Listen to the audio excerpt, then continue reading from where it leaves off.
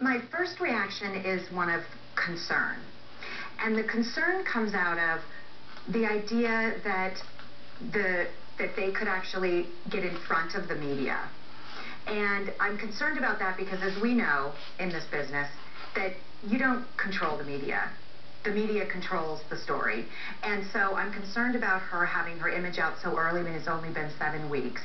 I understand the empowerment experience, but it's disconcerting for how the paparazzi may react. Are you saying as a psychologist you would have advised against it? I would have. Ernie Allen, you're president of the National Center for Missing and Exploited Children. What's your reaction? Well, Larry, I don't agree. I think it's an incredibly empowering moment for JC and her family.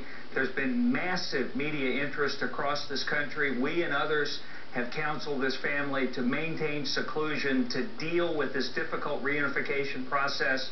But I think this is a way of sending a message to the American public that JC Dugard is well, that she's progressing, and I think it's not exploitive. I think it's empowering. JD, could it set off a media frenzy, though? Paparazzi going up to Northern California now? She did it there, do it for us. I don't think so. In fact, I think what it does is take a little pressure off this family, because as much as we would like to think that people are respectful of people in these situations, I think being JC is very difficult. And the fact that there was only this image of her as a small child out there led to a lot of speculation. You've seen it yourself, pictures being disseminated in tabloids that were not her, a lot of curiosity, money probably being paid to people to try and get this photograph. So I think the family did a very smart thing. And I will say, because we've dealt with the family for a long time, that they have handled this incredibly well and have been extremely careful about exposing not just JC but her daughters to any kind of undue attention. Dr. Golan, you were nodding as both Mr. Allen and Mr. Heyman spoke, but you disagree with them. Well, I mean, I understand the experience of it being empowering and having the choice to do it.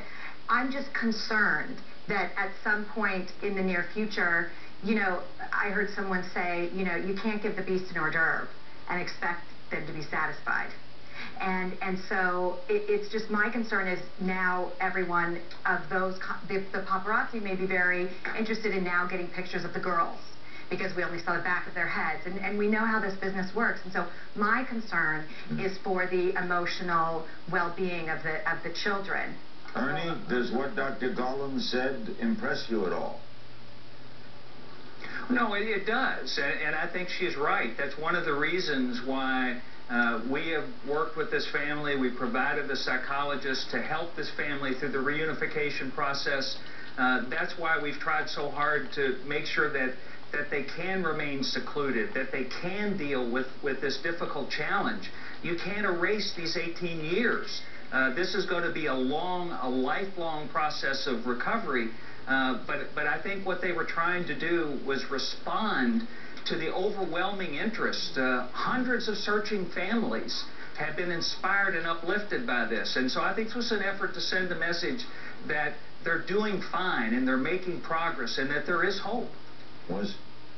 I just want to pick up on something that he said, which is, for most of us, the experience of missing and exploited children are pictures on the internet or on a milk carton.